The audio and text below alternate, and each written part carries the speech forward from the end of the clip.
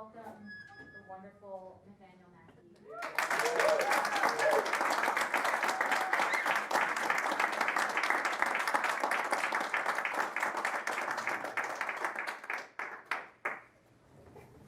Well, thank you, Laura, and especially thank you for the invitation to be a part of this, which is, and thanks to Joel as well, which is this wonderful convergence of things. In fact, so much convergence, I don't know if I can take it. I've been disintegrating a little bit. We got two bases over here, base and people. We got the film that's taking off the Better Horn book. I mean, it's too much. But anyway, I'll try to get through it. And read a few things. And start, in fact, with Bedouin Horn book, and read from the letter that Christopher, I guess you'd call it samples, in those two films. It's a letter dated 28/4/81, and that's the title of part of the title of the first two films that we saw. Bedouin Horn book is the first in a series of four volumes. Epistolary fiction in which I write as a musician. Letters addressed to an angel of dust, and signed by a musician, composer, multi-instrumentalist in. They have to do with the music and the doings of a band at this point called the Mystic Horn Society that Ian is a founding member of. And it's a band based in Los Angeles. And it's, talks about gigs, compositions, eventually recordings, some of the things that go on among the band members and what have you. This particular letter, which is too long to read in its entirety, has to do with a gig that took place in Berkeley at the Scarab Club on San Pablo Avenue, for those of you who know Berkeley. I don't think it's still there, but it was there in the 80s. And I'll read a passage, a stretch in which the title for the second of the films that we saw comes up. It's called Bedouin Spark. That phrase comes up. And I think Descending Figure also comes up in this 5-page stretch I'll be reading. Anyway, the letter's about 15 pages long and much too long to read, but let me read some of it.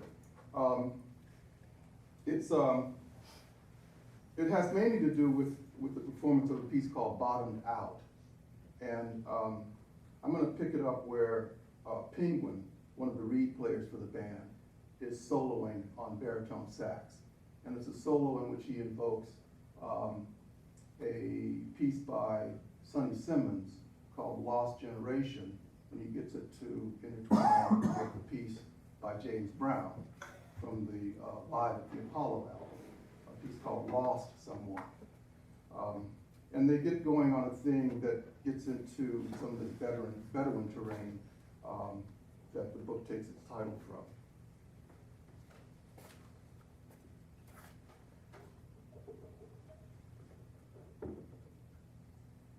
From its opening notes on,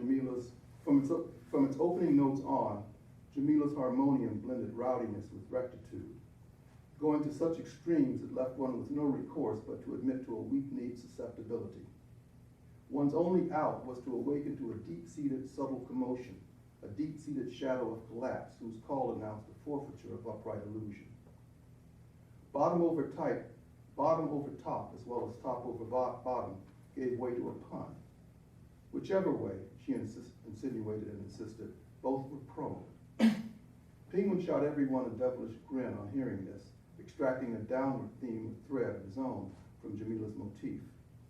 He blew as though he stood on the stage at the Apollo, bent over holding the horn as though his voice were JB's lowered an octave or two. The word someone seemed to catch in his throat, his corresponding notes barely making it out of the baritone's bell. It not only caught, but seemed to crack as well, a deep-seated chasm or a deep-seated croak, testifying to nameless cardiognostic loss, nameless cosmogonic lipstick, nameless oracular lump in one's throat, lost cardiogenic endowment. There was something of a tongue-in-cheek edge to Penguin's choked-up chasm, an oblique remove in relation to what he played, as though he scratched at every door of material compulsion, consolation, and constraint. Nonetheless, a new proportion came into play with his and Jamila's bracketless ad hoc Apollo, a new poise as well as a new proportion in which anonymous arms rocked an evacuated cradle. Lambert and Nancy and I understood immediately what was taking place. A curvaceous hollow whose hallelujah contour complied with Penguin's bent intervening spin served in sum of the nameless, newly constituted someone, served, as I've already noted, a caught, cryptic, cardiognostic need to personify loss. It was a need, we understood, to personify, but not identify, the resident hollow one's apparent solidity concealed. Notwithstanding at Nancy's earlier refusal, all three of us now saw its ascendancy live in depth, wing, mirror, and root. The new proportion and the anonymous personification which had come into play required a change in our instrumentation. Lambert put his flute aside to take up the tenor, Aunt Nancy switched from congas to electric guitar, and I went from bass clarinet to muted trumpet. While Jamila went on with the bass line, the three of us punctuated Penguin's lead by alternating between Aunt Nancy's descending four-note figure and a down-and-up diddy-bop riff played by trumpet and tenor. This punctuating support passed back and forth in such a way as to further the back-and-forth rocking of Penguin's abject cradle. The limiting terms of its back-and-forth volley, descending four-note figure on the one hand, down-and-up diddy-bop riff on the other, were the alternate anonymous arms by which the rocking was done. The audience, too, rocked back and forth, each pair of eyes in its proverbial sea of heads trained on Penguin's jaw. One saw that the cheek on the left side of Penguin's face tended to balloon or bulge with a wad of breath at the outset of each run. Tied to it as by an umbilical thread of obsession, one stared at the bulge and saw that it was made not by Penguin's tongue, but by a certain cut his Bedouin someone had left him with. Though one saw this, one heard it more as could than as cud, rocked or swayed by the enabling proportion of one's umbilical stare. The reflection of all this on the audience's faces came into focus with Penguin's ad hoc admission of weakness, an impromptu Apollonian collapse. He fell to his knees, which further brought JB to mind.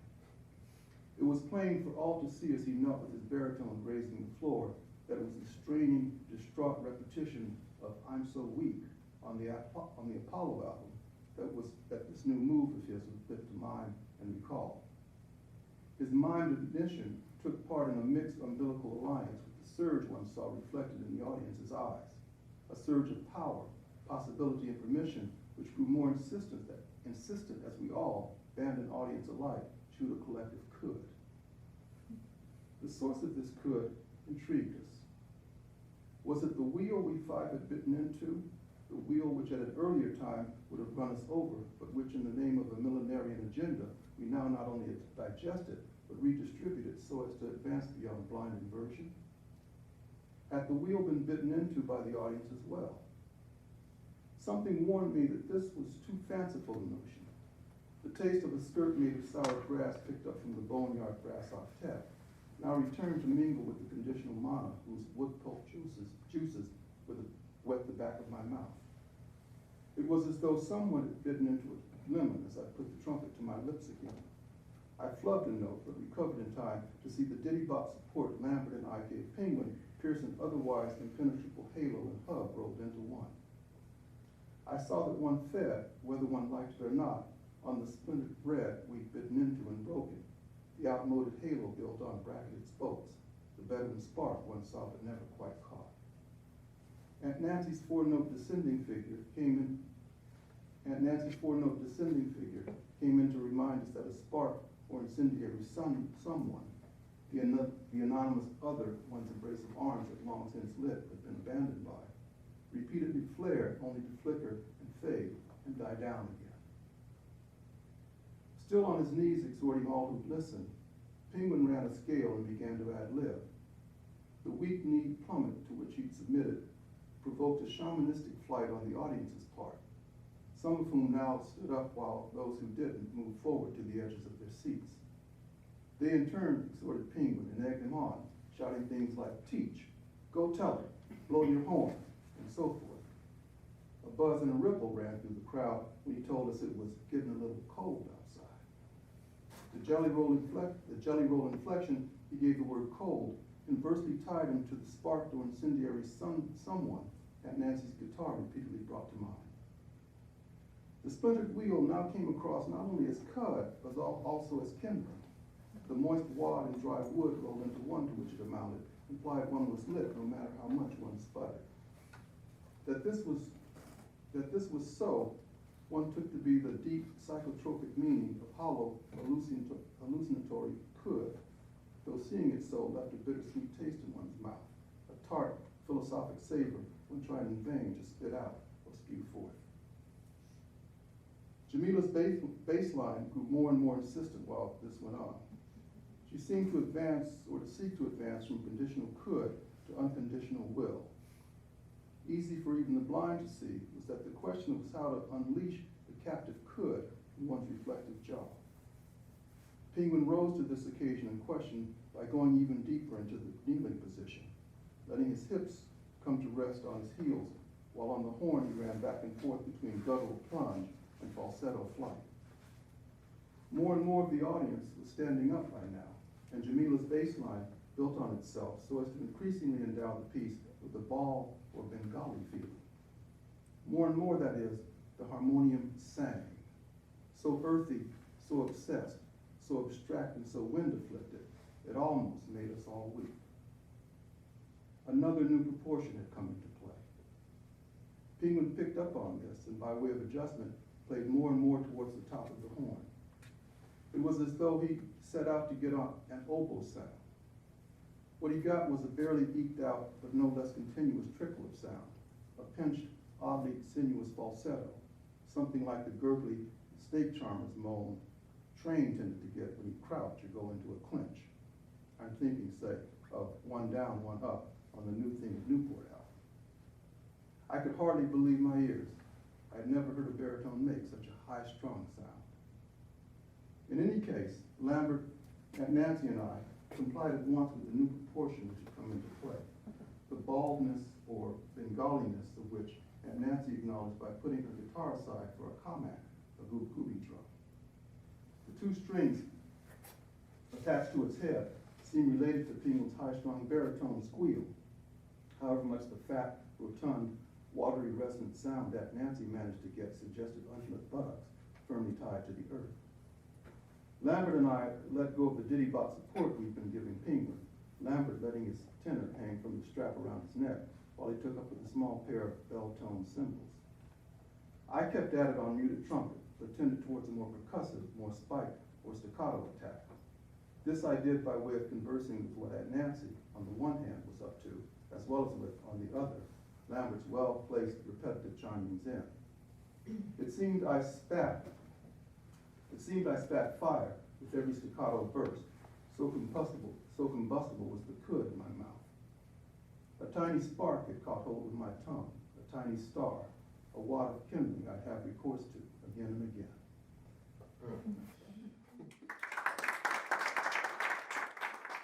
This is a set of 4 last love songs, and I'll read the 4th.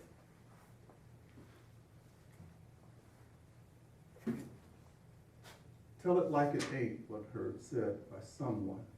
No doubt said, no doubt heard, no matter what might be that someone. Secretly, dark to oneself, tell it like it ain't. And so told it wasn't, for what sayers ruse, no doubt. Better one were doubtful, pensive, endless turning over of this or that stone, endless delay, one's delight.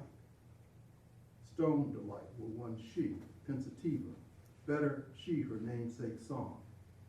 Better to be rhythmic attendance, beat and bring, neither of which Annunzio vowed now ever was, no such stone, auspicious now. Rough underness no more, draped in terstus. Notice how it fades, one would say. Tell it faint. Notice how it stays, one heard one's echo jest. Thus read Annuncio's what said sonnet, no sonnet, nonsenses, brigade, run, come.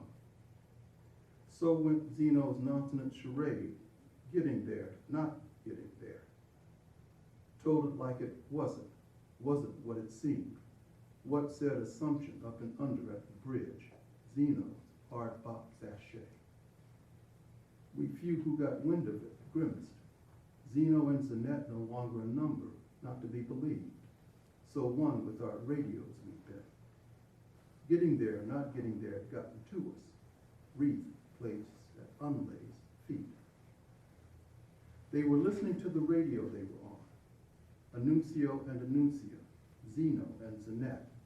Backbeat for any who'd listen, undertow. We too take it under as we sat. The world hurt them, they'd have said, except that they were it, except they were part of it. Hurting, they said it, even so. The wreath lay flat, almost intangible. Annuncia's woe was threaded in, hers and Annuncio's. A bit of heaven had come, whose way had been revoked.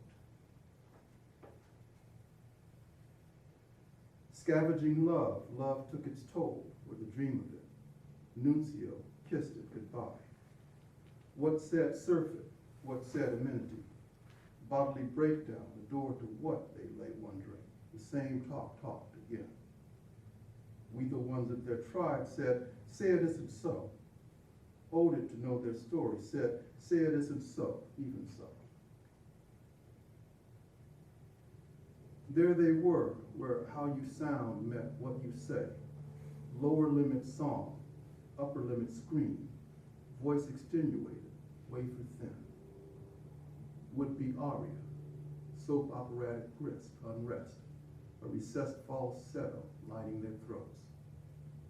The closer walk there had long been talked about approached, verged on exit, death. Wide-eyed at the hour of doubt, they sat up sleepless, fretful, wondered what next.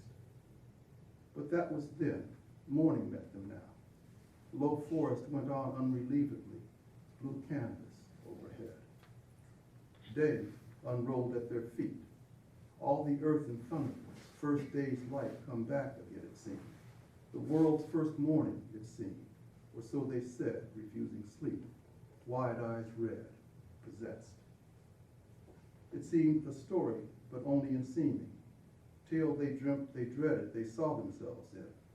Story the sense they had that there'd be a sense to it. Dread what sense there was, though they would. World on day one, world on day two. World on whatever day at day's demise, day one remembered. All ticked past, as though it were theirs to possess again. What there was trailed off into nothing we could be clear about. A pipe song we cocked our heads, listening to it seemed. Something we'd read regarding the soul's peregrination left us upset. Part audience, part chorus, we looked on. There was a wind, some called it woe. Something known as time, we forget. Something said to be next, rolled in, rolled on and away. Rolled, my soul be something we saw.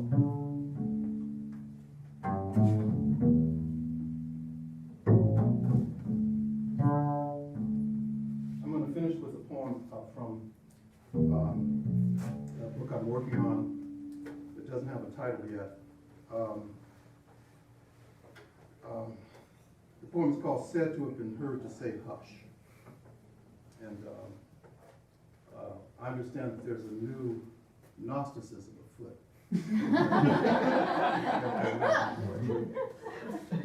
And as I understand it, there are two strains of schools to it. There's the Sunshine School, represented by Peter O'Leary. And there's the school that I would call the cloudy school. Kind of goes back to that 14th century English mystic who wrote a book called The Cloud of Unknowing. And this poem might qualify me for that school. A kind of agnostic Gnosticism, said to have been heard to say hush. Remembered moment lamenting its exit, the anaphylactic aria fell away. What beauty promised or we rejected faded, we moved on. Knott's province, the place we now camped in. The abandoned ones we averred we'd someday be fell away as well. The abandoned girl and boy blended in. Thought's province it was we pitched our tents in. Wind wrinkled our foreheads. Thought Knott's not someday. Knot made every eye water. In our heads more than ever, Slavic beads we thought. Knott's dread half without hold we bowed down to. Cry blood, fell back. There was a box inside my head. Something menacing shook it. Joe Henderson's tenor. Knots woken up now we backed away from. Little Johnny C., Bobo Joe. Insisted, imposed itself beside the point. All of it was orchestra we chimed in on, chided by it, charmed even so. I saw no light, but said otherwise, lit by the thought of it, not light lytic, terror between said and saw. Light stole away, some kind of spell I was under. At more removes than there was ground for, I stole away as well, said to have been heard to say, hush. A tiptoe ghost octet fidgeted behind us. Knot was another name for death, I was afraid, and afraid my feet would fail, idiot footless. Feet I did indeed speak with, did indeed say hush. A little bit of nothing, anaphylactic rush, seemed, say, gone so soon we were Knott's understudies. Whatever it was we did, no matter what we did, whatever we did away. No one heard footsteps, no feet struck the dirt. Earth beset by see-through sleep, transparent footprint. Sleep walks his and hers, and it club of late. The abandoned his and hers run gone. In back of us, the ghost octet kept at it. Thread on the box and on the backs of our necks. Hair stood on the backs of our necks. Balletic, they traipsed on tiptoe, shushed all who stood and looked on. The sense we were being shadowed had hold of us. The sense of being had, we had. They were plotting what it was to be footless. Points on a graph the ground had become. What it meant to be the tiptoe ghost we could see now, shushed as we were, shadowed as we were. Warned we were better off away, beside the point. Knots, null insistence, moot. All the same, they doused us all in fish powder, a right we were none the wiser for.